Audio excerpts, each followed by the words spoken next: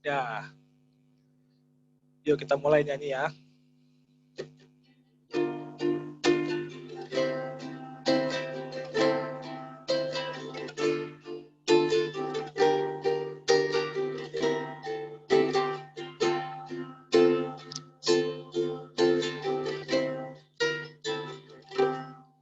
Saya mau iring Yesus sepanjang hariku, walau berat dan sukar jalanmu. Hidup yang kau jalani menyukakan hati Bapa. Rinduku menghidupinya. Tuhan ajarku setia seperti dirimu, taat Bapa sampai di salibnya. Selama di dunia lakukan kehendak Bapa, menyelesaikan rencana Bapa. Tuhan, ku memilihmu, mengikut jejakmu, menjadi kesukaan Bapa. Berjumpa Tuhan nanti, muka dengan muka, kepadamu ku tetap setia. Mari katakan, saya mau iring Yesus. Saya mau iring Yesus sepanjang hariku, walau berat dan sukar jalanmu. Hidup yang kau jalani menyukakan hati Bapa. Rinduku menghidupinya. Tuhan ajarku setia seperti dirimu, taat Bapa sampai di salibnya. Selama di dunia lakukan kehendak Bapa, menyelesaikan rencana Bapa. Tuhanku memilihmu, Tuhanku memilihmu, mengikut jejakmu, menjadi kesukaan Bapa. Berjumpa Tuhan nanti, muka dengan muka, kepadamu ku tetap setia. Tuhanku memilihmu, mengikut jejakmu, menjadi kesukaan Bapa.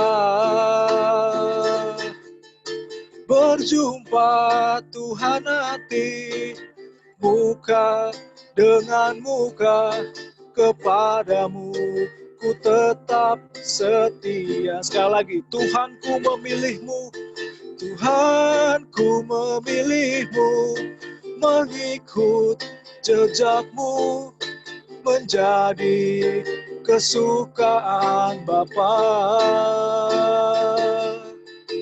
Berjumpa Tuhan nanti, muka dengan muka, kepadamu ku tetap setia. Kepadamu ku tetap terjaga, kepadamu ku tetap terjaga. Kepadamu ku tetap setia.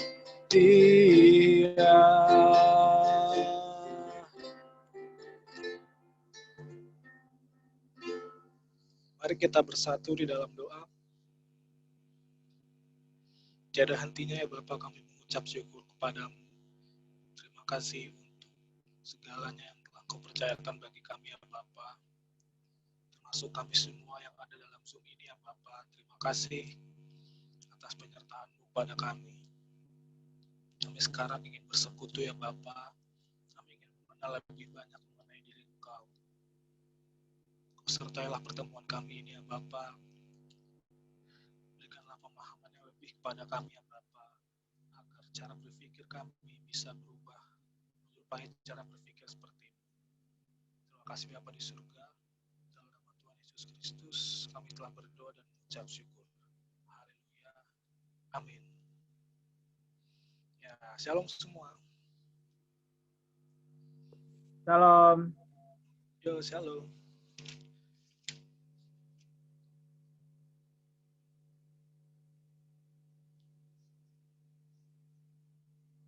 BTW si Raffles nggak datang ya? Coba Jo, hubungi Raffles Jo. Sebenarnya. Tadi dia ke rumah ini bang, tulang ya. Oh, tulang. Di Raffles. Yang kena COVID yang mana? Iya, apa si ininya, apa nan tulangnya? Nan tulang. Katanya nan tulang sama tulangnya bang. Tapi tulang yang dari mananya ya? Dari mama pastinya, maksudnya yang mana, kan kayaknya ada dua tuh saudaranya. Yang Bang Herbert atau Bang Sat Fernando? Tahu yang gak? Ini yang apa? Yang si polisi. Yang pengacara ya? Acara. Bener berarti. Iya bang. Bang Herbert. Iya Bang Herbert. Nah, Bang Herbert kan. Aduh. Tadi Abang pulang kerja lewat situ. Jarang lihat Bang Herbert. Iya. Sudah di karantina. Serem. Oke ya, nggak apa-apa. Kita cuman 4 orang, 41. Oke. Kemarin kita itu ya ketemu langsung di Zoom. Langsung di Nias ya. Yang join kemarin cuma Dimas doang. Gitu. Kemarin kita bahas tentang logika rohani. Gitu ya. Jadi maksudnya logika rohani itu pola berpikir yang berlandaskan kepada daging. Ya. Bisa juga logika rohani itu logika duniawi yang berlandaskan pada keinginan daging. Logika rohani itu maksudnya adalah pola berpikir yang berbasis atau berlandaskan kepada dunia yang akan datang. Jadi apa-apapun pola berpikirnya itu pasti menujunya ke sana. Langit baru, bumi baru. Ya. Sebentar,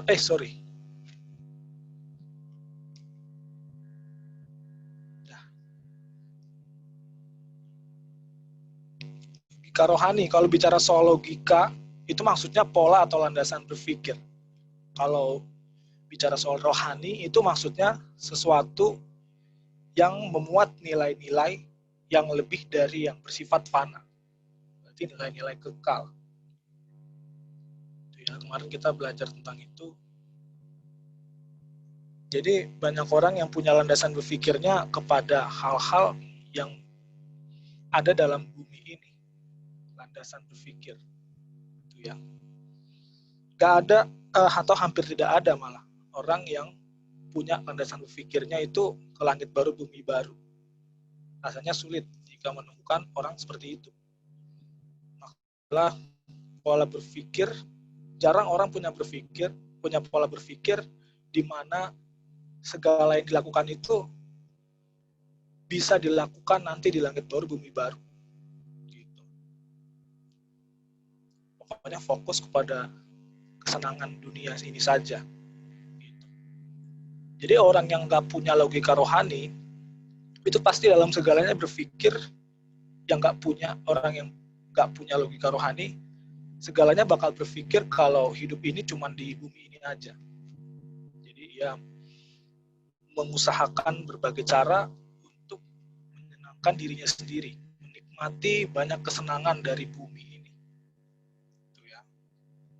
Jadi kalau dalam masalah persekutuan kayak begini atau ngumpul, nongkrong, itu tujuannya cuman hanya di sini aja, senang-senang di sini gitu. Dia nggak mikir apakah pertemuan yang seru, misalkan yang seru kayak begini itu bisa berlangsung di langit baru bumi baru atau berlangsung selamanya gitu ya. Tapi beda sama orang yang punya logika rohani. Dia pasti bakal mikir dalam segala aspek, pasti selalu ada hubungannya langsung ke dunia yang akan datang. Jadi dia bisa memaknai hubungan di komunitas atau teman dekat, sahabat, orang tua, keluarga. Pasti mikirnya dalam hal memikirkan mereka pasti ya langsung menyangkut pautkan kepada dunia yang akan datang. Bisa nggak ya gua bisa bertemu mereka, bersama-sama dengan mereka di dunia yang akan datang gitu. Apakah bisa saya dan keluarga saya bisa ketemu Bapak dunia, Bapak kandung di sono gitu. Pokoknya mikir begitu. Jadi kebersamaannya ini dia bakal berpikir, orang yang punya logika rohani bakalan berlanjut ke sana gitu. Banyak faktor ya, dari keluarga, lagi mikir bekerja, uang gitu kan.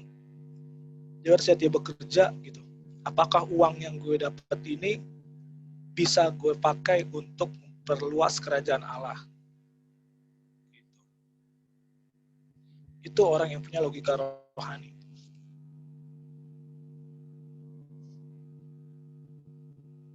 Jadi seseorang yang menolak logika duniawi, karena banyak ya gaya hidup, banyak orang-orang yang terhasut sama dunia ini punya logika duniawi gitu.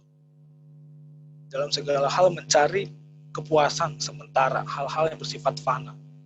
Nah, ada juga Tuhan menyisahkan orang-orang yang menolak logika rohani ini gitu. Ya banyak ya, walaupun dari agama lain pun juga, tapi fokus kita di orang percaya. Apakah mungkin sih kesenangan ini bisa berlanjut selamanya gitu? Dia bakal punya pandangan, gue bisa senang-senang di sini selamanya atau enggak ya? Gitu.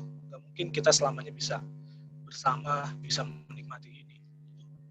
Jadi mereka-mereka yang menolak logika duniawi itu adalah seseorang yang memiliki kualitas batiniah yang baik. Nah, kemarin bahas itu tuh. Kualitas batiniah yang baik.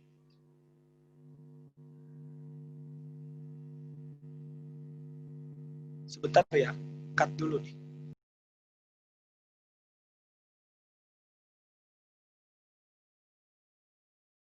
Ada yang lewat jadi agak risih. Bentar ya.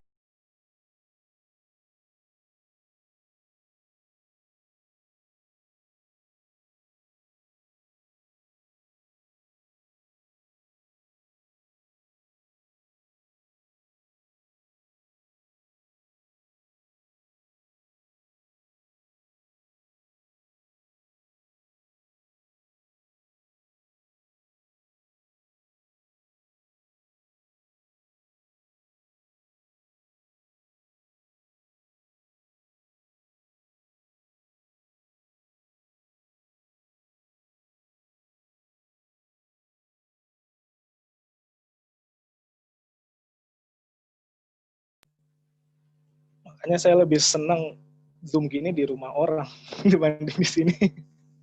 Gak apa ya. Agak risih gitu kalau ada yang lewat. Lagi ngasih tahu tadi, lagi nge-Zoom bang. Bentar ya.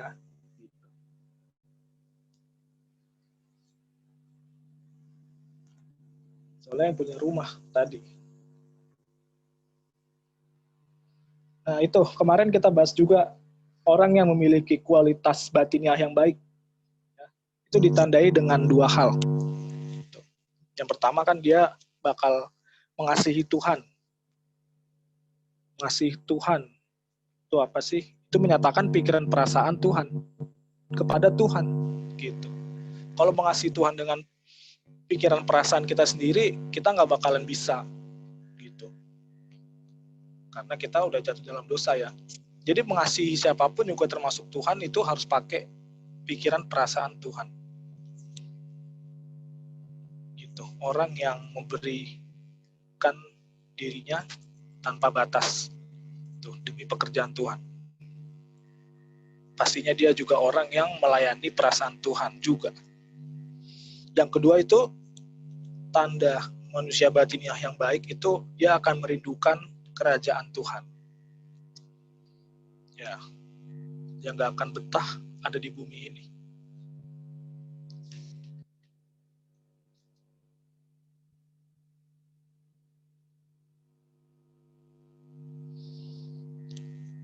Nah, sekarang kita bahas nih, judulnya tujuan perubahan. Ini sebenarnya saya lupa sih untuk ngasih tahu Noel untuk bikin ininya undangannya ya.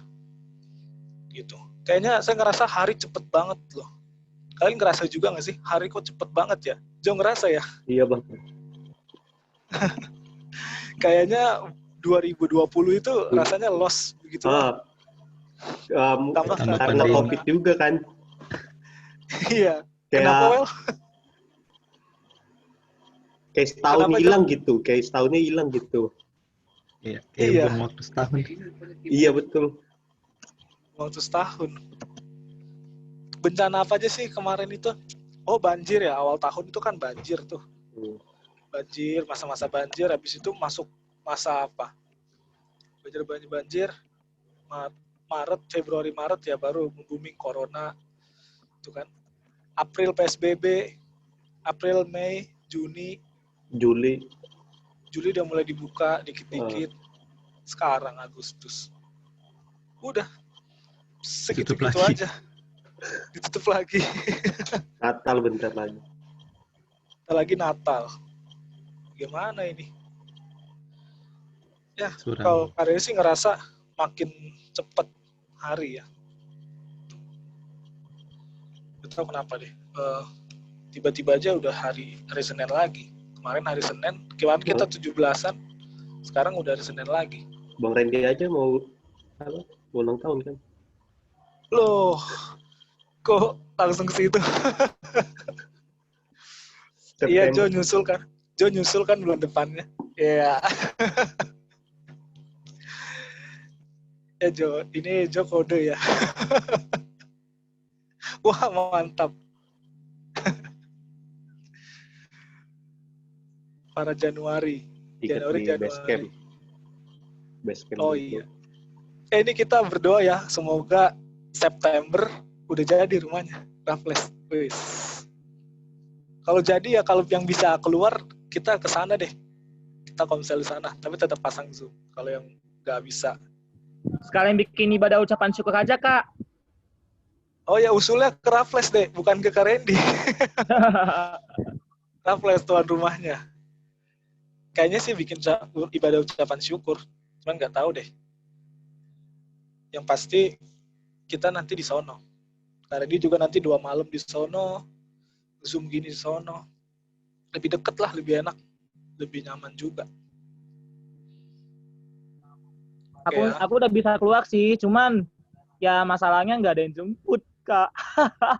Oh iya. Gimana dong? Kendalanya di situ. Oh. Bang, apa?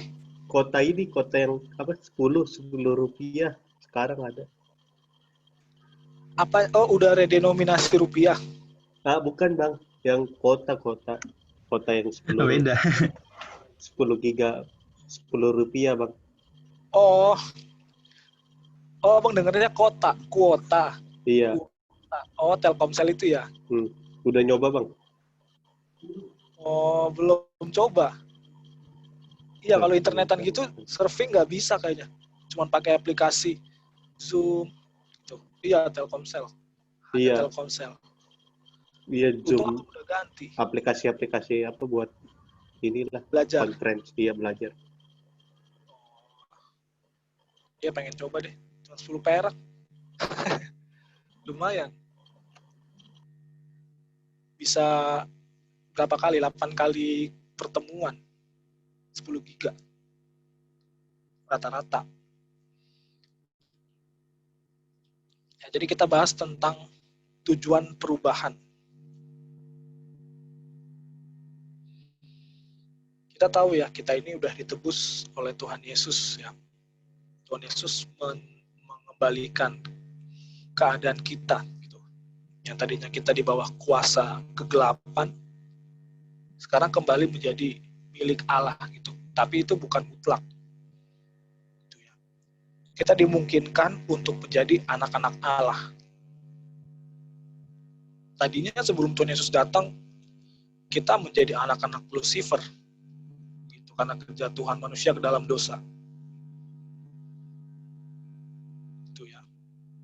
Maksudnya anak itu seseorang yang punya kemiripan dengan bapaknya. Gitu. Kalau kita di bawah kuasa Lucifer, pastinya kita mirip seperti Lucifer. Maksudnya ini sifatnya, kodratnya.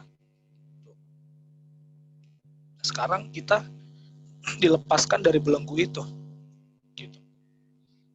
Dan mestinya kita lari dari keadaan yang tadinya kita berada dalam kuasa kegelapan menjadi anak dari iblis. Kita harus berlari menjadi anak Tuhan yang sungguh, anak Tuhan yang benar. Itu ya. Nah, kalau kita sudah merasa diri kita ditebus, setelah kita menjadi anak Tuhan, maka fokus utama kita itu seharusnya pada pencapaian kesempurnaan karakter seperti Kristus. Fokus kita udah bukan di bumi ini lagi. Kalau kita sadar kita umat tebusan, fokusnya seorang anak Tuhan harus fokus pada pengembangan karakter, pencapaian kesempurnaan karakter. Itu ya. Inilah tujuan akhir kehidupan anak Tuhan. Gitu. Bicara soal tujuan akhir, berarti itu perhentian kita nanti. Mencapai kesempurnaan karakter. Sempurnaan karakter. Karakter kita masing-masing nanti bakal sama kayak Tuhan Yesus.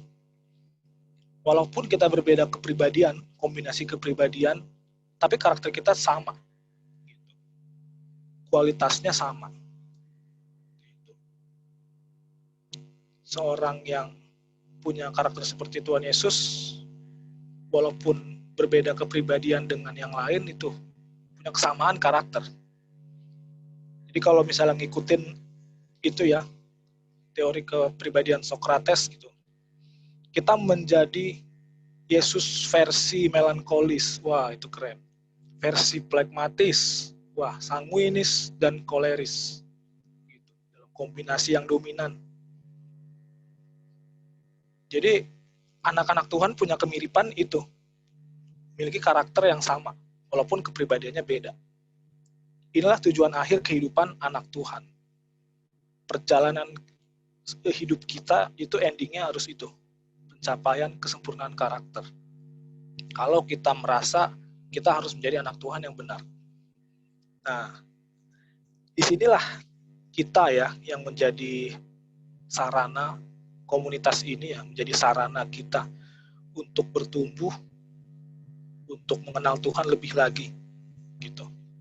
Jadi sebenarnya susah payah kita itu, susah payah aktivis di KGB itu sebenarnya untuk itu, supaya teman-teman semua atau jemaat itu punya karakter yang serupa seperti Kristus. Fokus ya, Raffles ya.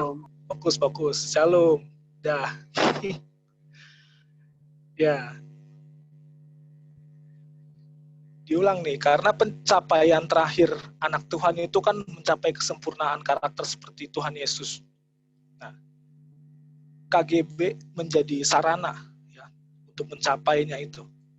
Makanya susah payah aktivis untuk menyelenggarakan kegiatan, menyelenggarakan berbagai macam kegiatan, roda organisasi berjalan. Tujuannya supaya itu, supaya jemaat itu bisa fokus mengejar keserupaan karakter itu seperti Kristus. Kita jadi medianya. Makanya banyak juga teman-teman yang mengakui kan, capek sebenarnya kita loh, udah mikirin kegiatan. Kemarin Kak Ucup juga nyinggung sih, yang bahas soal sulitnya para PIC Komsel kakak-kakak gitu kan, untuk membangun sebuah komunitas yang belajar. Dia harus ngadain kegiatan yang inovatif, dia harus nyusun bahan bagi yang bertugas, dia harus punya beban moral yang tinggi. Iya, berat juga. Gitu. Sebenarnya kita ngelakuin hal yang kayak begitu itu karena kita atau kami meneladani pelayanan Paulus. Paulus itu orang yang berorientasi kepada pertumbuhan rohani jemaat. Ya, well. Coba kita buka ayat ya. Salah satu coba ada yang buka. Filipi 2 ayat 15 sampai 16. Coba siapa yang buka? Saya Bang. Amin, Oh udah iya. ketemu. Amin. Iya, buka coba di sini biar baca bareng-bareng Filipi 2 ayat 15 sampai 16. Amin. Raffles bisa buka di ini share screen. Buka di HP Bang. Oh ya udah di HP nggak apa. Apa? Jangan bisa share screen. Filipi 2 ayat 15 sampai 16.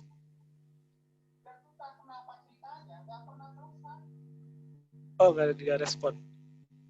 Ya udah, Jo bisa Jo. Sikat Jo. Share screen. Iya bang, bentar bang. Google lagi dibuka. Oh iya. Bisa share screen, Karin. Oh nggak bisa ya? Belum diaktifin. Apanya itunya? Share screen-nya. Hostnya. Iya, si Yance kemana ya? Toilet. Iya. Pas banget lagi. Belum. Nggak bisa. Host, Belum. partisipan, Oh. screen sharing. Ya udah. Apa itu? Coba deh, Raffles aja baca deh. Ayat 15, kalau Yehuda ayat 16. Filipi 2 Amin. ayat 15, coba. Yuk, dengar ya. Yuk. Filipi 2 ayat 15. Supaya kamu tiada beraib dan tiada bernoda. Sebagai anak-anak Allah yang tidak bercela di tengah-tengah angkatan yang bengkok hatinya dan yang sesat ini. Sehingga kamu bercahaya di antara mereka seperti bintang-bintang di dunia. Haleluya. Ayat 16-nya.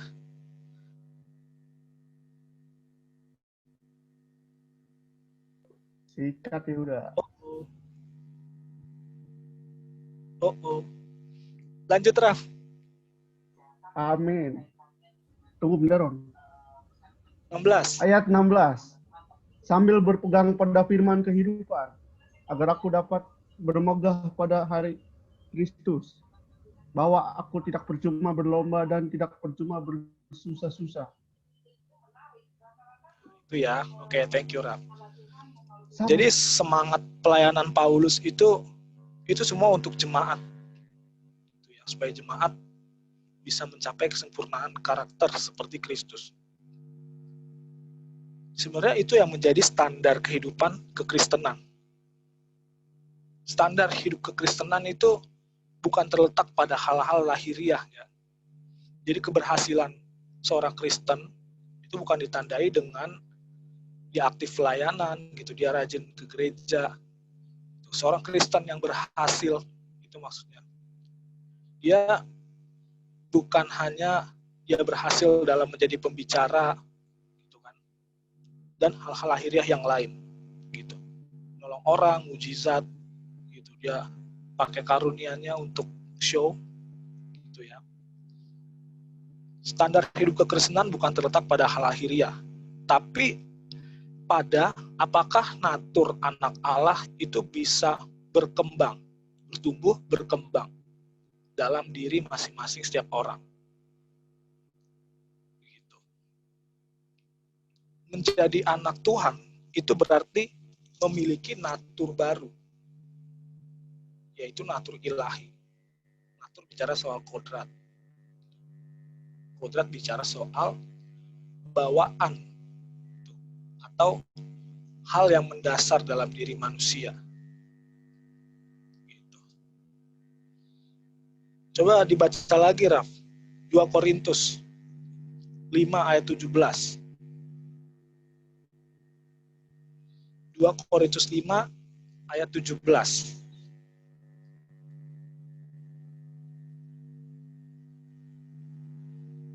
Korintus 5 ayat 17.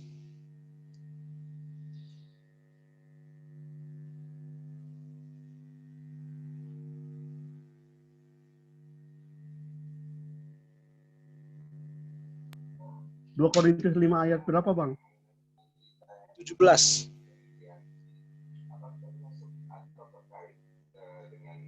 Amin. Coba baca deh. Baca ya. Oke, Bang. Jadi siapa yang ada di dalam Kristus? Jadi siapa yang ada di dalam Kristus? Ia adalah ciptaan baru. Yang lama sudah berlalu, sesungguhnya yang baru sudah datang. Nah, itu orang yang punya natur ilahi itu adalah orang-orang yang telah menjadi ciptaan yang baru.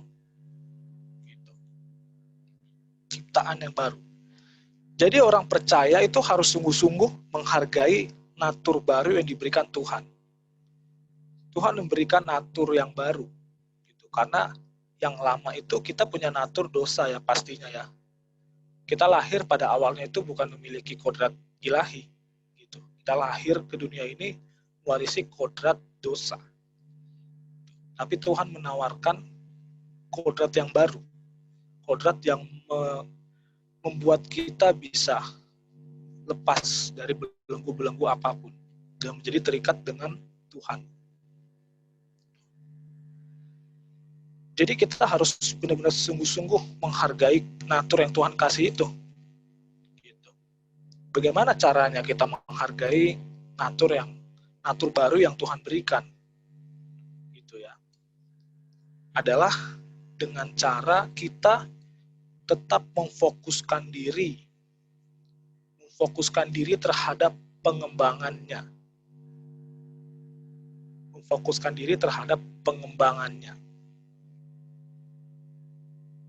Apa maksudnya itu? Memfokuskan diri terhadap pengembangannya. Jadi kan sebenarnya Allah menyediakan sarana-sarana ya untuk kita bisa bertumbuh kodrat ilahinya. Kita harus fokus terus ada di dalamnya. Kita harus fokus tetap mengikuti apa aja kegiatan yang di dalamnya itu ada kemungkinan perubahan kodrat. Makin hari ya. Yang kita tahu kegiatan-kegiatan yang itu adalah pertemuan ibadah pastinya. Kegiatan belajar firman. Karena di dalamnya itu ada perubahan atau pergantian cara berpikir. Terus kita doa bareng. Nah, di situ juga di dalamnya ada. Gitu. Karena terkadang ya, lagu pun juga menyadarkan kita. Gitu. Dengan adanya lagu yang datang, apalagi lagunya itu menusuk ya. Itu bisa membantu, walaupun nggak signifikan, bisa membantu berubahnya cara berpikir kita. Gitu. Yang tadinya kita kecewa sama orang, misalkan. Terus kalau kita dengar lagu, takkan ku harap lagi bahagia dunia ini, semua hanya semu belaka.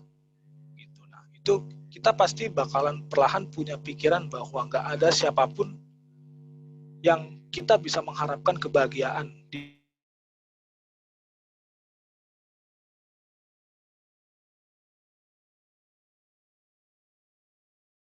dalamnya lagi happy-happynya, nikmati kebahagiaan dunia.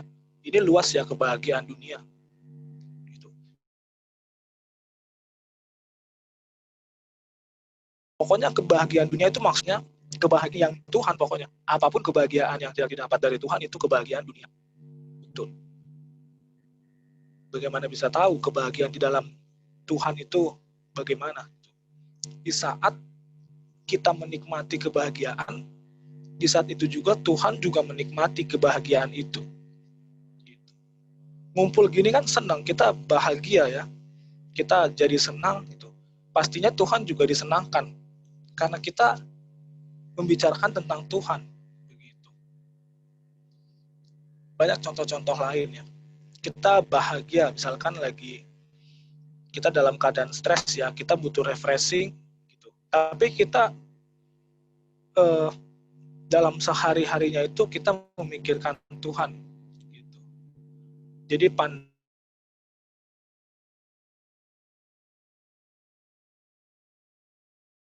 kita refreshing itu memang bukan itu tujuan akhirku. Memang mau relax supaya pas pulang lagi ke rumah dapat energi yang baru gitu. Itu refreshing. Nah, saat kita menikmati kesenangan itu, Tuhan juga menikmati gitu karena kita punya pandangan yang benar. Gitu. Motivasinya itu benar. Kebahagiaan apapun deh. Kebersamaan kalian dengan keluarga, dengan kita, apapun. Uang, dapat uang kan kita bahagia. Tapi kalau Tuhan menjadi tidak bahagia, gitu, itu berarti kita enggak berjalan bersama dengan Tuhan. Gitu. Memfokuskan diri terhadap pengembangannya. Itulah sebabnya kita aktif dalam sarana yang Tuhan berikan. Itu kayak tadi. Di sini itu sarana ya. Di sini termuat unsur-unsur yang membuat pola berpikir kita berubah. Gitu.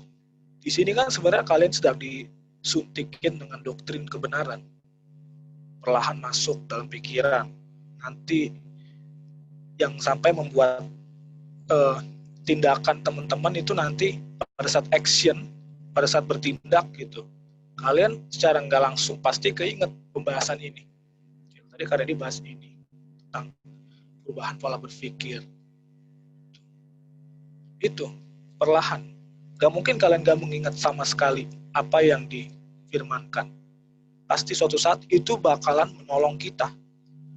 Pemahaman-pemahaman yang benar bakal menolong kita untuk menghadapi hari-hari ke depan yang sulit. Nanti saya pengen bahas juga ya, suatu kesempatan di mana manusia itu sungguh rentan, teman-teman. Ini udah kepikiran, manusia itu sungguh rentan sekali. Maksudnya itu mudah tergoyahkan, mudah jatuh. Kalau tanpa Tuhan, gitu. Saat-saat kejadian yang tidak terduga, gitu, itu manusia itu rentan jatuh.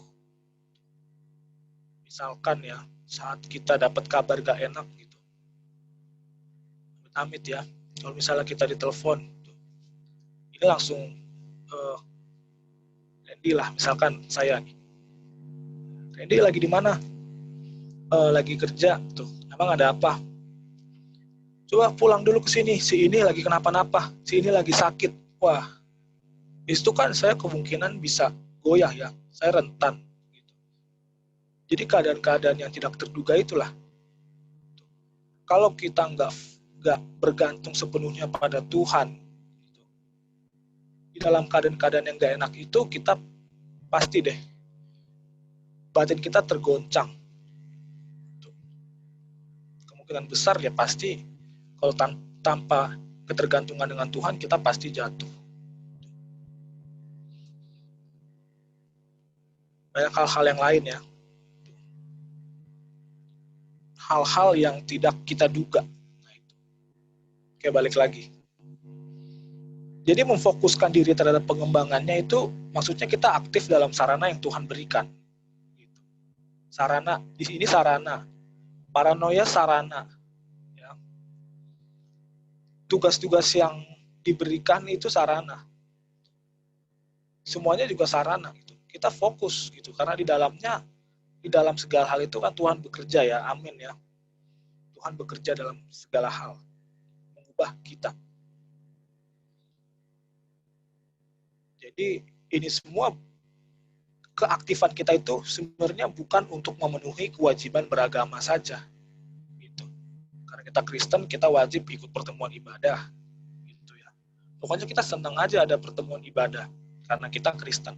Jadi bukan begitu. Rajin kalian ikut komsel itu harus bukan dilandaskan dengan karena pemahaman gue itu seorang Kristen. Gitu. Gue harus ada dalam komunitas persekutuan. Kebetulan adanya di KGB, ya udah, gue di situ aja. Jangan kayak begitu dasarnya. Jadi bukan untuk memenuhi kewajiban beragama, tapi lebih kepada usaha untuk dimuridkan. Usaha untuk dimuridkan. agar kodrat anak Allah itu berkembang lewat perubahan cara berpikir. Jadi teman-teman di sini yang setia di Komsel itu harus ada dasarnya, yaitu untuk dimuridkan. Fokus kepada pengembangannya itu untuk dimuridkan. Agar natur dalam diri kita semua itu berkembang. Naturnya Allah.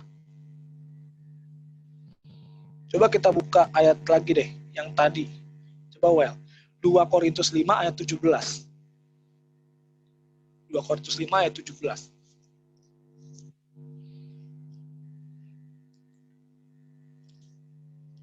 Korintus 5 ayat 17. Nah, yang teman-teman kemarin yang dipilih kandidat ya untuk jadi calon anggota tim PA, itu sarannya juga teman-teman. Ya Jo sama Jan ya. Itu. Harus teman-teman pandang sebagai kesempatan untuk berkembang lebih lagi gitu. Karena nggak sembarangan kita pilihnya. Ya, 2 Korintus 5 ayat 17. Nah, udah nih. 2 Korintus 5 ayat 17. Ini yang sering kita dengar ya. Coba Jo, tolong baca Jo.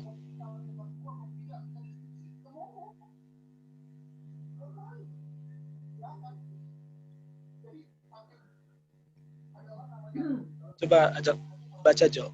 2 Korintus. Tes kedengaran nggak, Bang? Kedengaran. 2 Korintus. Aman Jo, aman Jo. Jadi siapa yang ada di dalam Kristus, ia adalah ciptaan baru. Yang lama sudah berlalu, sesungguhnya yang baru sudah datang. Ya, oke. Thank you Jo. Di situ ada kata di dalam Kristus ya. Maksudnya itu kalimat di dalam Kristus menunjuk kepada seseorang yang mengalami perubahan mendasar. Gitu. Itu artinya seseorang yang mengalami perubahan mendasar. Perubahan yang mendasar dan perubahan yang besar ketika dia memilih Tuhan Yesus sebagai Tuhan dan Juru Selamatnya. Itu. Kalimat di dalam Kristus, yaitu orang-orang yang mengalami perubahan besar dan mendasar. Karena ia memilih Yesus sebagai Tuhan dan Juru Selamat. Memilih Yesus sebagai Tuhan dan Juru Selamat, itu kan bias ya. Jadi maksudnya memilih Tuhan Yesus sebagai Tuhan. Itu maksudnya benar-benar mengakui bahwa Tuhan Yesus itu Tuhan yang berkuasa atas diri kita. Bukan kita tuannya, tapi Tuhan Yesus yang menjadi Tuhannya. Jadi segala tindakan kita itu harus punya landasan atau prinsip dari Tuhan Yesus. Ini berat banget, serius. Bukan cuma berat ya, tapi sangat berat. Untuk menjadi dasar kita bersikap, dasarnya itu pemikiran Tuhan Yesus. Itu berat. Ngomong ini gampang, nanti pas saat action, itu sulit. Baru pada saat action nih, teman-teman pasti deh muncul pertimbangan-pertimbangannya. Gitu. Disitulah kesempatan, di mana dia memilih Tuhan atau menolak Tuhan. Memilih Tuhan atau menolak Tuhan ya. Itu walaupun kayak begitu kan belum menjadi cara pandang ya, langsung auto respon pertama. Tapi itu jadi awal, punya pertimbangan yang baik dan benar itu menjadi awal kita memiliki cara merespon seperti Tuhan Yesus. Makanya untuk memiliki pertimbangan yang benar, itu kita harus belajar firman lagi, yang menjadi dasar kita punya pertimbangan. Semakin kita sering belajar kebenaran firman, banyak baca, banyak dengar, gitu, maka makin logis pertimbangan-pertimbangannya. Gitu. Semakin logis, semakin terfokus, jadi nggak banyak pertimbangan lagi ya. Semakin sedikit pertimbangan, makin mengerucut pertimbangannya itu. Kalau masih baru-baru kenal Injil, ya pertimbangannya pertimbangan moral gitu ya, masih begini. Tapi kalau teman-teman sering belajar firman gitu, ya memang begini, tapi itu udah masuk pertimbangan atau nilai-nilai dari kebenaran masuk saat kita ngambil keputusan ya, pertimbangannya saat kita mengenal Injil, nilai-nilai Injil itu bakal masuk yang membuat pertimbangan kita itu makin rinci gitu kan. Kita kan berpikir kan cenderung ke diri kita ya, egosentris gitu. Pertimbangannya pokoknya hal-hal yang menguntungkan kita itu kita pilih gitu. Nah, itu kan ada banyak faktor. Kalau gue nggak begini, ntar gue kayak begini.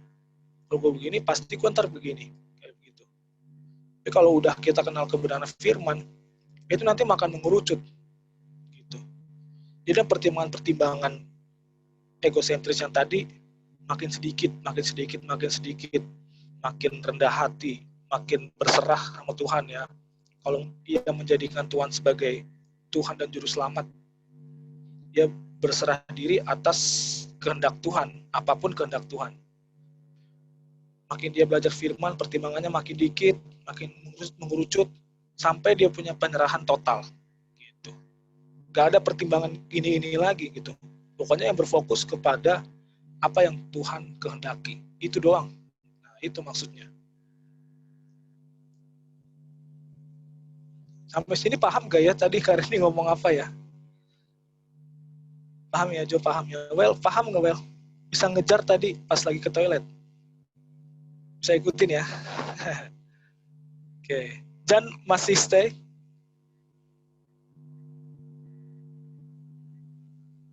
Oh, oke. Iya. Ya udah, masih stay? Pasti Kak, aku masih stay kok. Masih konsen? Masih udah mulai ya? Masih konsen sambil aku nyatet Kak. Oh iya. Walaupun ya, sinyalnya kadang ada, kadang enggak. Oh, ya. Untuk memperbaiki catatan Yehuda ini nanti kita direkam nih. Itu di YouTube lebih jelas. Untuk memperbaiki catatan Yehuda, ini kan kita direkam. Nanti masuk ke YouTube. Nah, itu bisa adik-adik. Yehuda bisa betulin lewat dengar ulang. Oke. Ya. Raffles masih stay nggak? Raffles masih stay nggak? Fokus nggak, Raff? Nyalain dong kameranya. Biar ketahuan, tadi nyalain. Nggak ada kendala juga kan? Habis dari toilet, Bang. Buang air kecil. Benar. Oh iya. Tadi soalnya ngelihat lagi buka layar. Kan cahaya HP kan kena ke muka tuh. Hayo lo. Cahaya ilahi. Cahaya HP. Fokus dong. Fokus, Raff ya. Saya dari kamar mandi, Bang.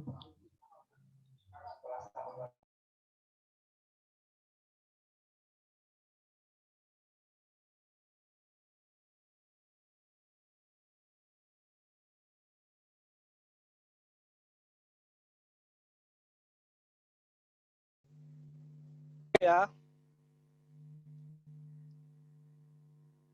Jo, kedengaran nggak, Jo?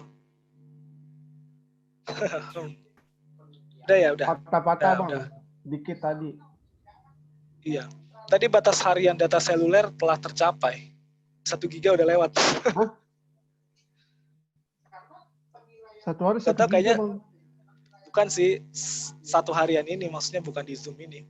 1 harian udah kepake 1 giga. Oke, lanjut ya. Jadi begitu. Tentang pertimbangan yang tadi.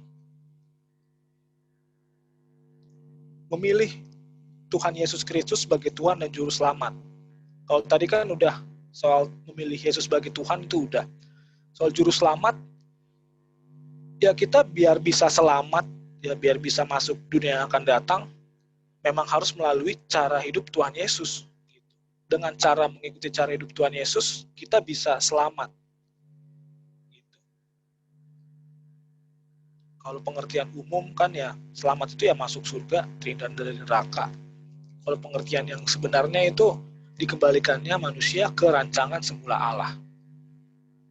Jadi harus, kalau menerima Tuhan Yesus, caranya biar selamat ya harus ngikutin Tuhan Yesus. Cara hidupnya, cara meresponnya. Gitu. Terus maksudnya tadi ayat tuh adalah ciptaan yang baru. ciptaan yang baru. Itu adalah orang-orang yang punya hati dan sifat yang baru pastinya. Gak kayak dulu lagi sebelum mengenal kebenaran. Dia menjadi ciptaan yang baru. Jadi siapa yang ada dalam Kristus adalah ciptaan yang baru. Jadi orang-orang yang mengalami perubahan mendasar dalam dirinya, perubahannya cara berpikirnya ya, itu adalah orang-orang yang punya hati yang baru. Orang-orang yang punya sifat yang baru. Pastinya yang baru seperti Tuhan. Hal tersebut adalah titik balik seseorang, anak manusia, kepada Tuhan. Di situ dia mendapatkan point of no return, titik tidak balik. Dia nggak akan kembali lagi ke cara hidup yang dulu. Gitu. Startnya dimulai dari situ, di saat dia menerima Tuhan Yesus sebagai Tuhan dan Juru Selamat. Karena kita kan masih ya, dikit-dikit nggak memilih Tuhan Yesus sebagai Tuhan. Gitu. Tuhannya tuh kita, waduh, jahat banget kalau kayak gitu. Harusnya kalau Tuhan Yesus, ya kita mengabdinya kepada Tuhan Yesus. Selalu menyenangkan hati Tuhan Yesus. Gitu. Kalau Tuhannya kita berusaha menyenangkan diri kita sendiri. Gitu. Kalau lagi cuek banget gitu, tanpa peduliin perasaan Tuhan. Dia menikmati cueknya, bodoh amat sama perasaan orang gitu. Gue ngerasa apa-apa gitu. Terus kalau orang yang lagi sakit hati sama orang, dia menikmati sakit hatinya gitu. Menikmati kepahitannya sampai dia melupakan perasaan Tuhan. Titik balik ya. Kekristenan adalah perjalanan dalam mengubah cara kita memandang hidup. Nah, udah mulai masuk nih. Memandang hidup. Mengubah cara kita memandang hidup. Itu maksudnya adalah mengubah gaya hidup normal manusia. Gitu. Waktu pas kemarin inget nggak pas waktu awal-awal PSBB ya, saya kan bikin pertanyaan tuh ke teman-teman tentang gambar diri ya. Ada situ soal jelaskan arti hidup menurut teman-teman gitu. Ada yang bilang hidup adalah persekutuan, hidup adalah hubungan gitu. Hidup adalah kesempatan kayak lagu ya. Banyak teman-teman nulis definisi tentang hidup gitu. Hidup adalah memaksimalkan potensi kayak begitu. Nah, pada umumnya itu orang menikmati hidup, orang memahami hidup. Orang memahami hidup itu dengan kebanyakan tuh sama, ya. Masing-masing orang tuh sama mandangnya. Gitu. Itu maksudnya bisa dikategorikan sebagai roda kehidupan. Dari kecil dididik, ya, kamu harus jadi orang yang sukses. Masuk ke sekolah favorit, masuk lagi ke perkuliahan yang favorit. Dia berambisi, orang-orang ambis, dididik oleh keluarganya. Dia dididik supaya bisa masuk ke universitas favorit. BTW keponakan Kak Randy itu masuk UI yang di Lampung kalau pernah cerita ya. Tapi karena corona gini jadi biasa aja gitu. Karena kan belajarnya kan di Zoom ya. Harusnya dulu masuk ya pas waktu Kak Randy masih di pelayanan di UI ya. Bisa ketemu gitu. Jadi dia ntar kenalan sama si Leon, si Yosua, Agusta. Gitu. Tapi dia di Undip. Dia ambis banget tuh. Undip apaan, Bang? Universitas Diponegoro. Jauh amat tuh. Di mana emangnya itu? Undip. Diponegoro pokoknya jauh. Di mana itu? Semarang, Dek. Nama lu keren, Mas. Biasa cari perhatian. Wajahnya dong, Raf. Fotonya keren juga. Makanya. Biar ditanya. Tiger. Nah, biar ditanya kayak gitu kan. Wis, keren lu. Wis. Fokus ya. Oke, bercanda. Ya gitu. Ya tadi keinget sama saudara. Jadi kayak biasa aja gitu. Dia masuk UI. Ya, harusnya dari dulu. Nggak apa-apa. Cukup bangga juga ya. Cuman biasa aja bangganya, nggak lebay. Terus dari kecil kan dia pola kehidupan, roda kehidupan dunia. Jadi dia begitulah orang-orang memandang kehidupan. Habis dia kuliah, dia punya pekerjaan yang bagus ya, yang benefitnya itu menjanjikan. Terus dia punya pasangan hidup, gitu. Dia punya keturunan. Gitu. Dia menikmati segala sesuatu yang dapat dinikmati. Gitu. Jadi itu merupakan pola kehidupan dunia. Perhatiin deh, hampir semua orang yang gak kenal kebenaran kayak gini itu hidupnya sama kayak gitu. Pokoknya itu deh. Itu menjadi pola kehidupan. Atau bisa dibilang filosofi hidupnya itu hidup ala dunia. Gitu. Filosofi, cara dia memandang hidup. Kemarin waktu itu pertanyaan Noel ya, bedanya filosofi sama prinsip ya. Itu sebenarnya sama aja. Cuman kalau misalnya prinsip itu ada pada saat situasional gitu. Maksudnya ada pada beberapa kejadian, beberapa hal. Prinsip. Ada prinsip tentang uang, prinsip tentang hubungan, atau prinsip tentang jodoh gitu kan. Jadi prinsip itu berlaku di banyak hal. Prinsip di persekutuan ada, prinsip dalam membangun hubungan lawan jenis itu ada.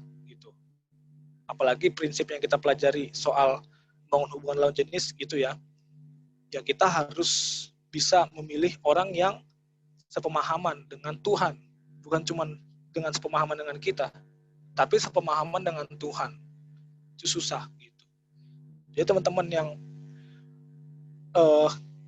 yang belum ada ke arah sono gitu, sabar aja gitu, tahan gitu. Lebih baik tetap dengan berkeadaan seperti ini daripada salah milih ya, gitu.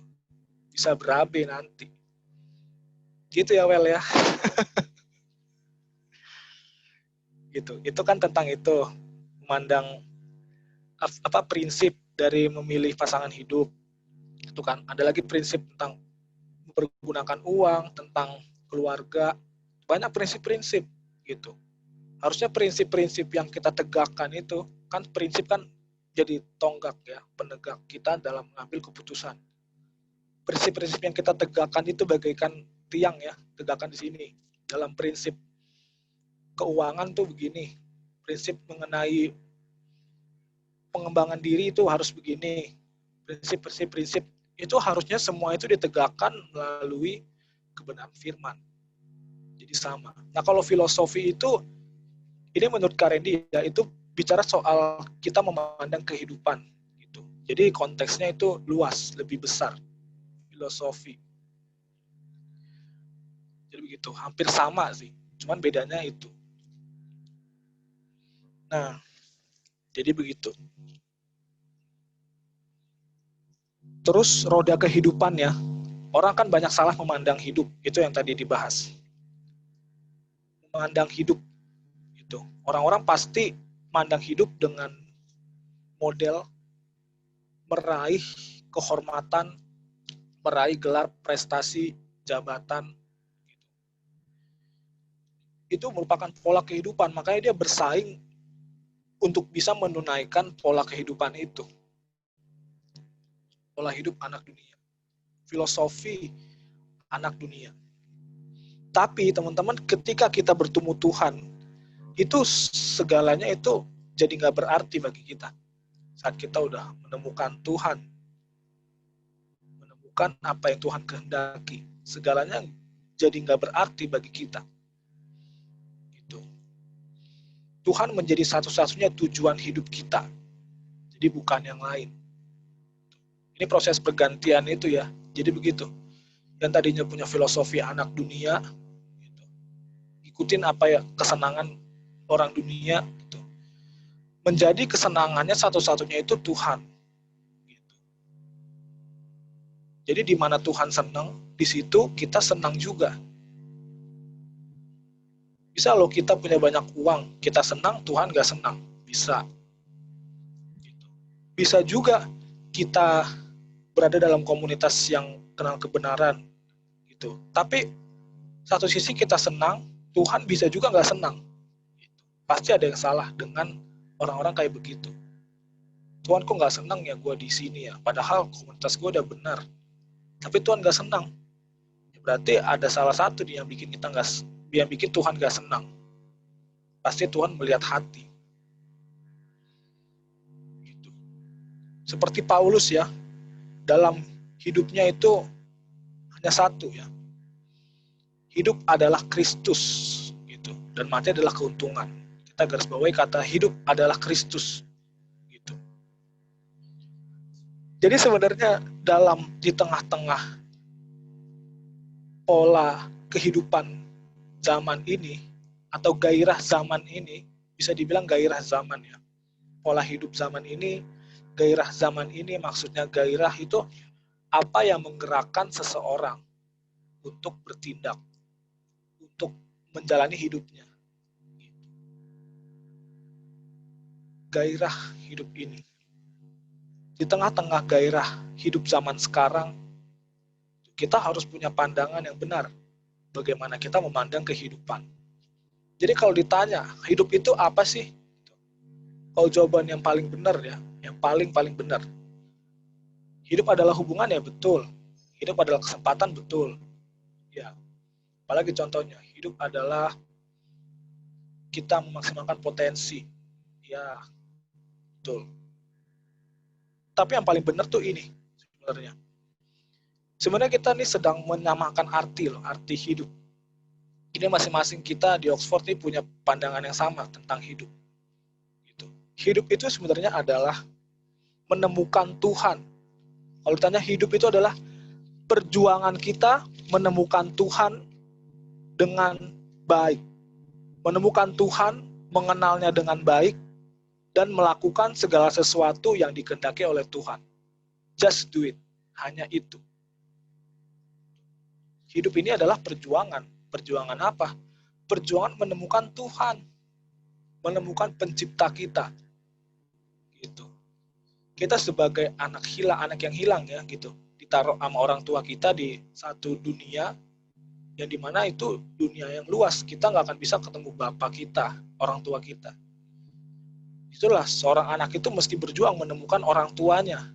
Dalam hal ini kita ditempatkan di dunia yang gelap ini.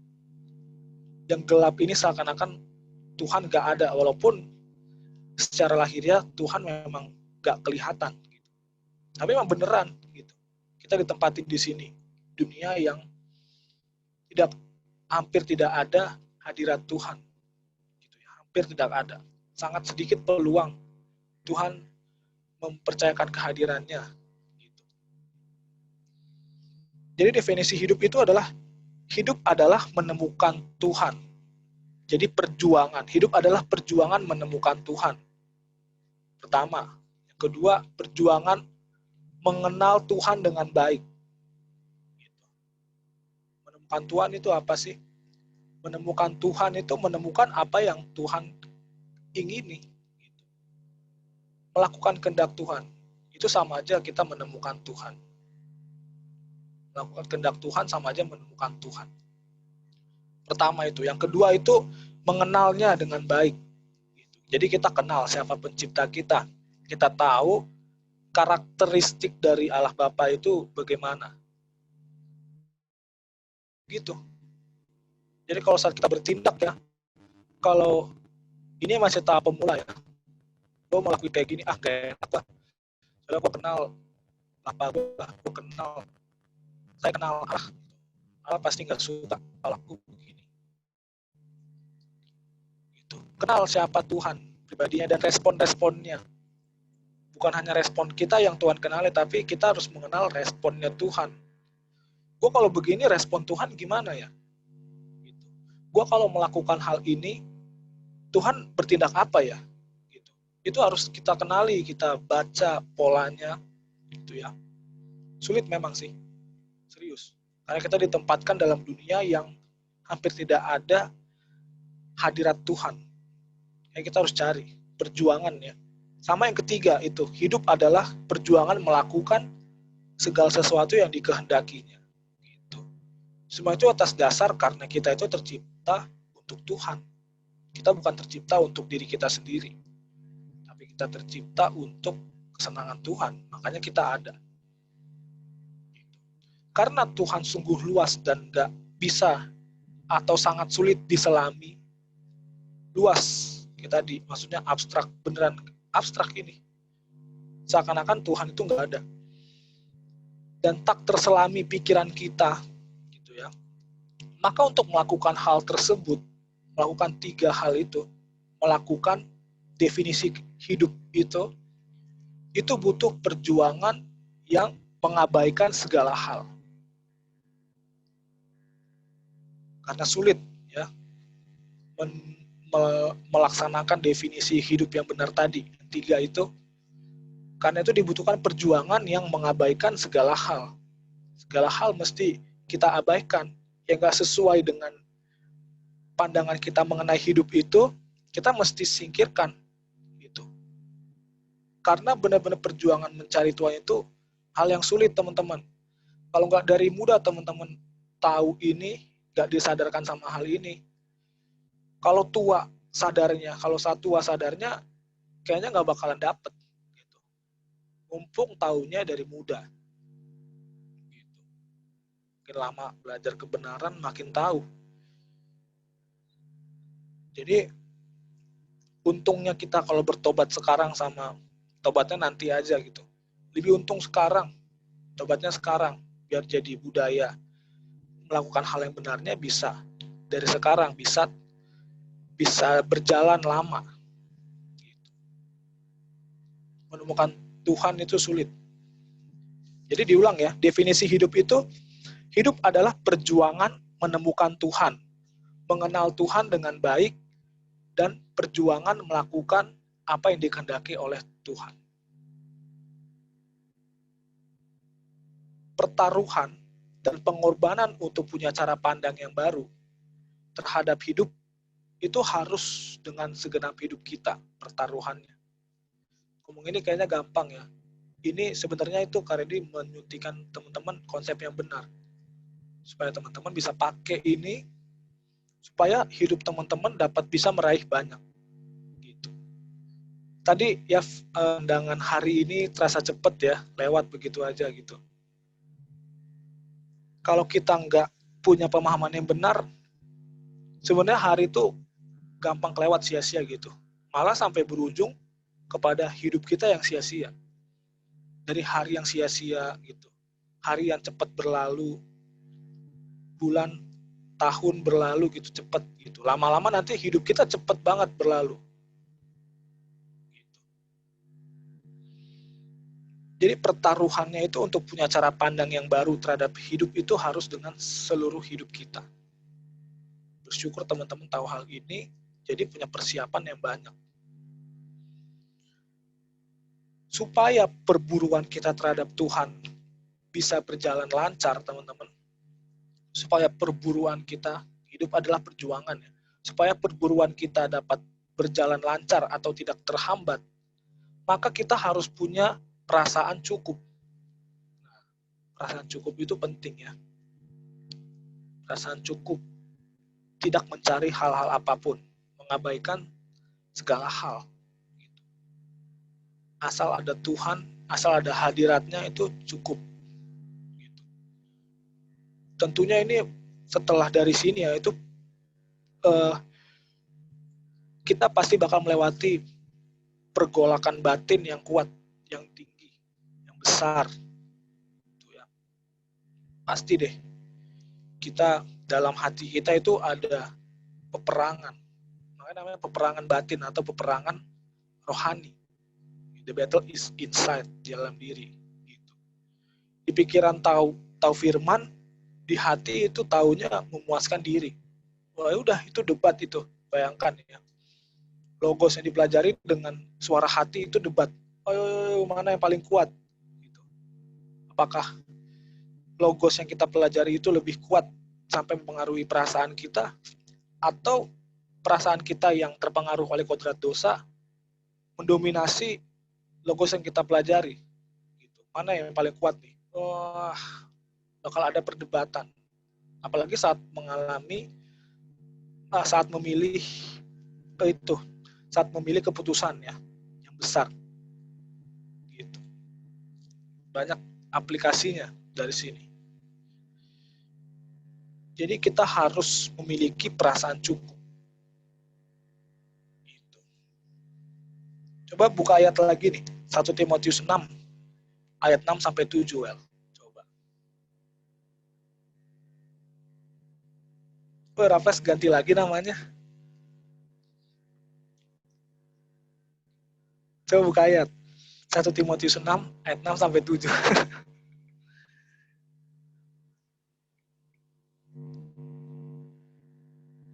Satu Timotius 6 ayat 6 sampai 7.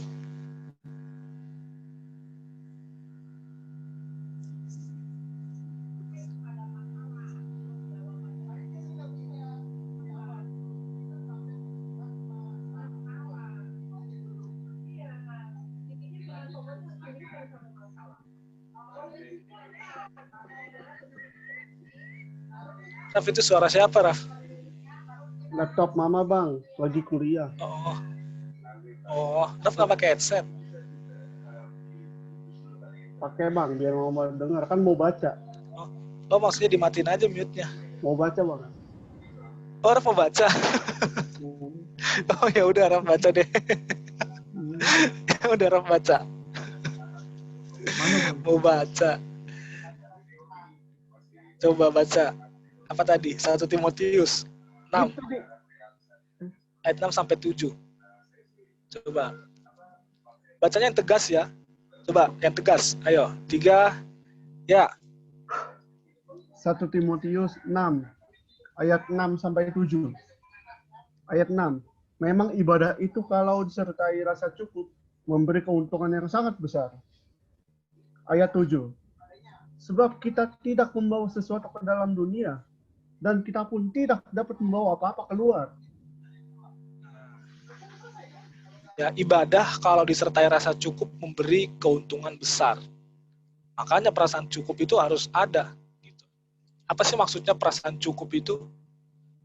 Ya, bisa dikatakan perasaan cukup itu perasaan yang hanya bergantung kepada Tuhan. Gitu. Jadi ya cukup disenangkan oleh Tuhan. Gitu. Segala kesenangan dunia nanti yang kita temui itu nggak akan bisa membahagiakan kita. Gitu. Bahagia maksudnya itu berlebihan gitu. Euforianya gila-gilaan. Gitu. Kalau sekedar menikmati kebahagiaan dunia sih, kita masih diizinkan Tuhan ya. Kayak dengar lagu dunia juga. Itu kan kita senang juga. Cuma senangnya itu nggak banyak. Gitu. Kita jalan-jalan, kita main gadget, main game. Senangnya itu nggak seneng banget, biasa aja jadinya. Malah nggak terikat, nggak ada game juga nggak bakalan koit kita ibaratnya. Itu namanya terikat. Jadi nggak gelisah kalau nggak main game sehari aja, nggak gelisah gitu. Kalau saya perjuangannya itu kalau tentang kayak gitu ya, kesenangan gitu ya main gitar sih bisa. Kalau misalnya nggak main gitar, rasanya gimana gitu. Kalau nggak nyobain lagu baru gitu. Sama dengerin lagu. Tadi Matius berapa? Yang Matius bukan 1 Timotius kalau yang terakhir. Rasa cukup itu. Kalau Matius ada ya? Kita baca ayat Matius. Itu yang itu deh. 1 Timotius 6 ayat 6 sampai 7. Gitu. Iya. Jadi begitu, kesenangan-kesenangan dunia masih bisa kita nikmati karena Tuhan masih menaruh cita rasa manusia. 1 Timotius 6 ayat 6 sampai 7, iya. Iya itu. Itu ya. Masih. Karena kalau kita belajar tentang Tuhan itu kan gak membuat kita jadi makhluk asing, makhluk aneh gitu. Makanya unsur-unsur kesenangan dalam diri kita, cita rasa dunia itu cita rasa manusia sih, bukan cita rasa dunia. Cita rasa manusia itu masih ada gitu. Kita masih bisa enjoy dengar musik dunia ya bisa. Cuman gak jadi ikatan. Gitu.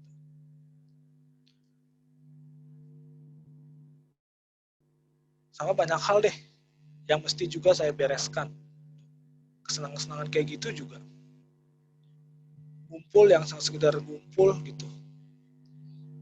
Kadang saya males sih kalau ketemu, kalau ngobrol itu pembahasannya yang aneh-aneh, biasa aja gitu. Saya males, mendingan ada pertemuan walaupun 2 orang ya, 3 orang, 2 orang, tapi pembahasannya dalam. Nah, itu baru seru.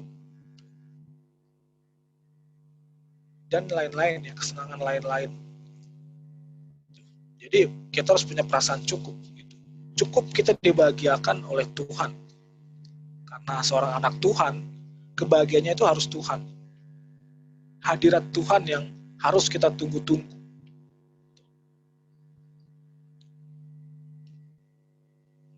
Ya, sampai situ ya. Ada yang mau bertanya? Ada yang kurang paham tentang tujuan perubahan?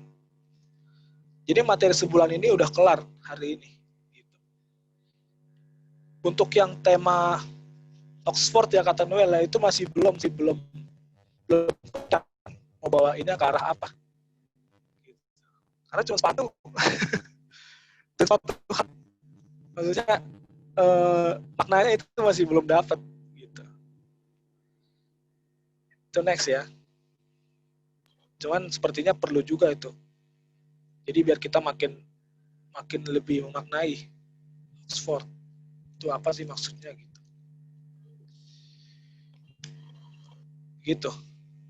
Oxford sepatu hak rendah, iya, atau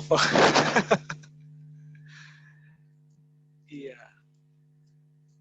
Bisa sih. Mungkin bisa ditambahin nama filosofi yang lain ya. Pandangan ibaratnya gitu. Ya, ada yang belum paham dengan pembahasan tadi?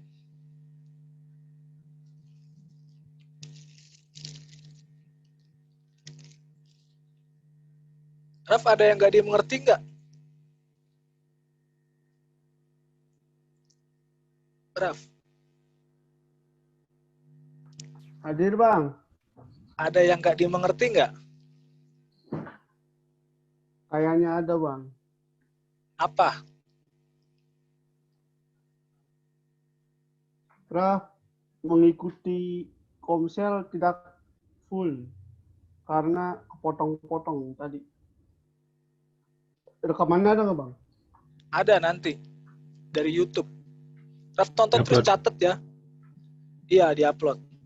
Jadi langsung dari Zoom ini ntar langsung upload aja ke YouTube. Buat catetan, Raf. Gitu. Sama kayaknya kita renungan paranoia kayaknya mandek ya. Jarang teman-teman yang bikin quote juga, itu yang nulis juga. Kayaknya Kak Reddy mau buat jadwal baru deh. Kayaknya ini cukup untuk berempat. Ya udah live ya. Si Bill juga hebat tuh orangnya. Tetap konsisten. 4. Dari kalian 4. Ditambah siapa tuh yang mau? Raffles bisa lah. Terus kalau ya udah kayaknya kesulit. Apalagi ya kita begitu aja sih orang-orangnya. Gak apa ya. Ini kepercayaan Tuhan. Semakin sedikit semakin eksklusif, semakin keren. Sedikit-sedikit akan menjadi bukit. Iya. Jadi Raf ini mau nonton rekamannya ya? Betul. Oh, karena putus internet ya. Soalnya Ya first udah. media lagi jelek, Bang. Oh iya. Ya udah. Sama yang untuk itu ya teman-teman podcast kita nih benar-benar mandek. Siapa yang belum rekamlah. Emang sulit sih nyari situasi yang benar-benar sepi ya. Hari dia aja paranoia yang kemarin tuh pembunuhan karakter, itu rekamnya jam berapa? Jam 1 pagi. Jam 1, jam 2. Rekam di rumah. Jadi ngoceh gitu walaupun agak pelan suaranya. Itu jam 1 pagi. 2 hari lalu.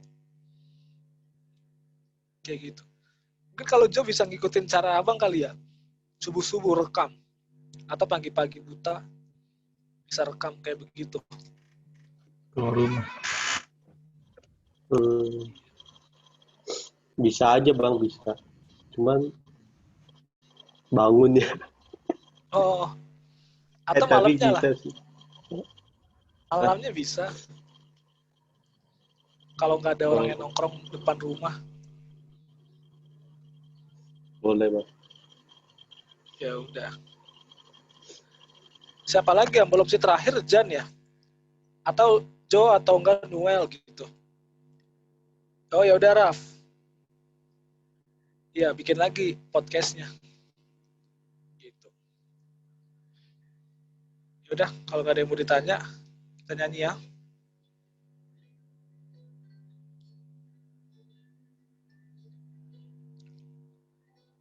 Lagu apa guys? Pilihan terbaik. Noel ada usul lagu? Noel ada usul lagu? Atau yang tadi tuh? Kalau nggak ada. Pilihan terbaikku. Lagu tadi, Kak. Lagu tadi yang itu ya. Saya mau iring Yesus. Oh sampai akhir hidupku.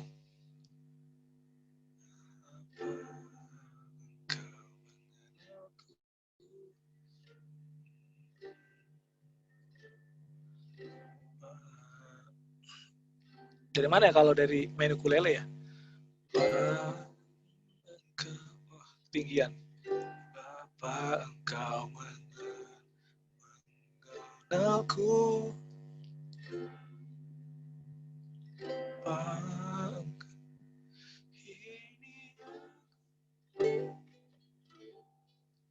Dari mana Jan kuncinya kalau dari pakai ukulele? Kayaknya agak susah. Tapi bisa sih. Pakai kapo.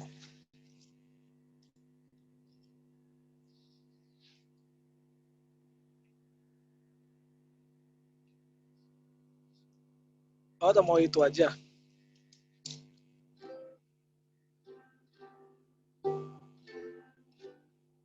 Engkau di dalamku, ada dalamku, simu selalu.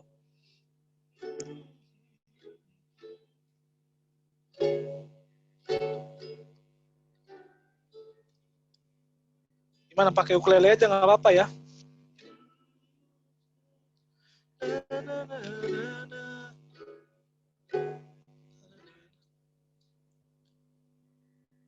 Atau pakai ini.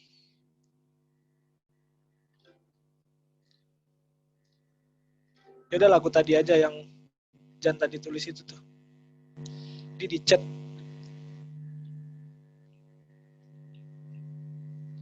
Kau penulis hidupku. Oh iya. Ya udah pakai ukulele aja ya. Coba di share liriknya ya. Kalau dari chat agak sulit.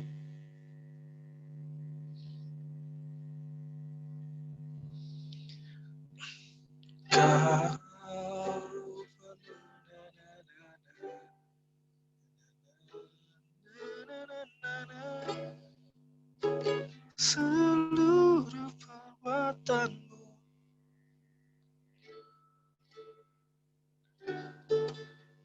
Coba Well, share liriknya Well.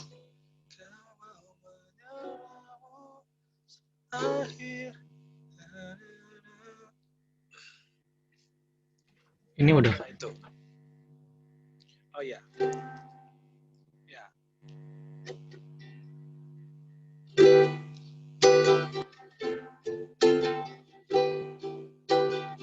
Yuk kita nyanyi ya.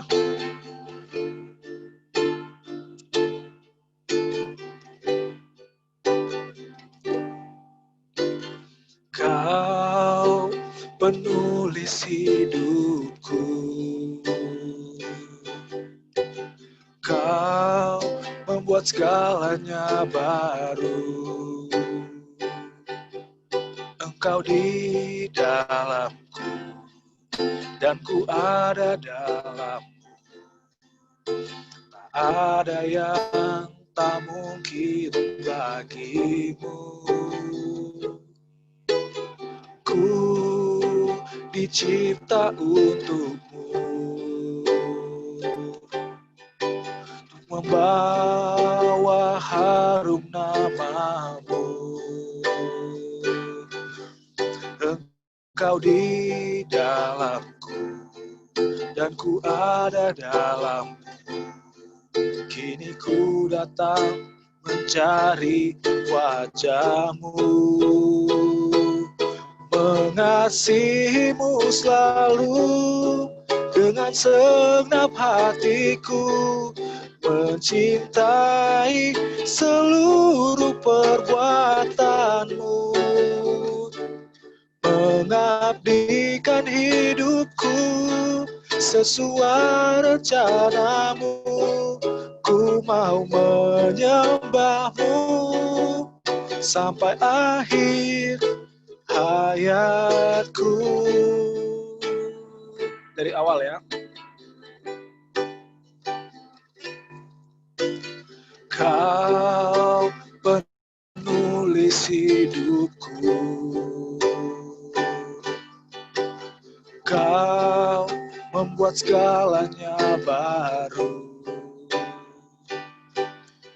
Engkau di dalamku dan ku ada dalam-Mu. Tak ada yang tak mungkin bagi-Mu.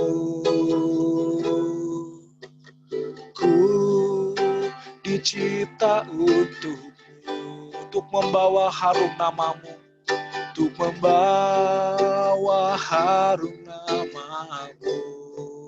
Engkau di dalamku, Engkau di dalamku, dan ku ada dalam-Mu. Kini ku datang mencari wajah-Mu,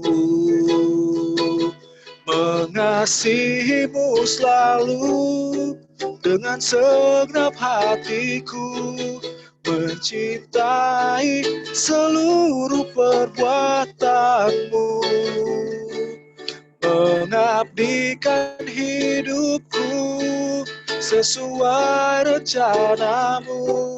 Ku mau menyembah-Mu sampai akhir, mengasihi-Mu, mengasihi-Mu selalu dengan segenap hatiku, mencintai seluruh perbuatan-Mu,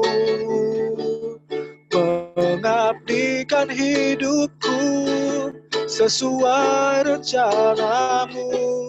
Ku mau menyembah-Mu sampai akhir hayatku. Ku mau menyembah-Mu, ku mau menyembah-Mu sampai akhir hayatku. Ku mau menyembah-Mu, ku mau menyembah-Mu sampai akhir hayatku.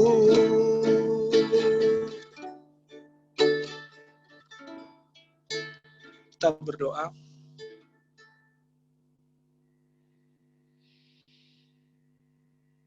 Ya Bapa, buatlah kami menjadi baru ya Bapa. Terima kasih untuk kesempatan ini. Kami telah menyudahi persekutuan kami ini ya Bapa pada malam hari ini. Kiranya Engkau berkenan atas pertemuan kami ya Bapa. Bantu kami Bapa supaya kami bisa merubah cara berpikir kami ya Bapa. Kami ingin menjadi seperti anak-Mu, punya karakter yang sama seperti Tuhan Yesus Kristus. Tolong kami di masa muda kami ini ya Bapa. Bantu kami untuk bisa memilih keputusan-keputusan yang sesuai dengan apa yang Engkau mau. Terima kasih untuk kebenaran firman ini ya Bapa. Dan kami sekarang mau melanjutkan aktivitas kami dan kami ingin beristirahat. Kami menyerahkan malam hari ini ke tangan pengasihan-Mu ya Bapa. Kami juga berdoa untuk esok hari agar kami bisa melakukan atau menjalani hari ini dengan penuh sukacita. Berikan kami kekuatan juga dan kesehatan supaya kami bisa menghadapi hari-hari esok ya Bapa. Terima kasih untuk komsel ini ya Bapa. Kami berdoa juga untuk komunitas generasi baru, komunitas yang Engkau percayakan bagi kami ya Bapa. Kami mau hidup benar ya Bapa. Kami mau berjuang untuk bisa melakukan kehendak-Mu bersama-sama, menemukan rencana-Mu dalam gereja yang Kau percayakan ini. Terima kasih ya Bapa. Layakan kami untuk bisa melakukan apa yang kami pahami dan kami pelajari. Terima kasih Bapa. Dalam nama Tuhan Yesus Kristus kami telah berdoa dan mengucap syukur. Haleluya. Amin. Ya, amin. Oke, besok 2 malam ya teman-teman ya. Itu sarannya juga tuh. 2 malam kita 2 bareng. Enak deh teman-teman kalau terbiasa ikut 2 malam. Itu ya. Izin duluan. Ya udah. Oke lah, jangan lupa well langsung aja di-upload sambil loading nunggu. Gitu. Ya Enrique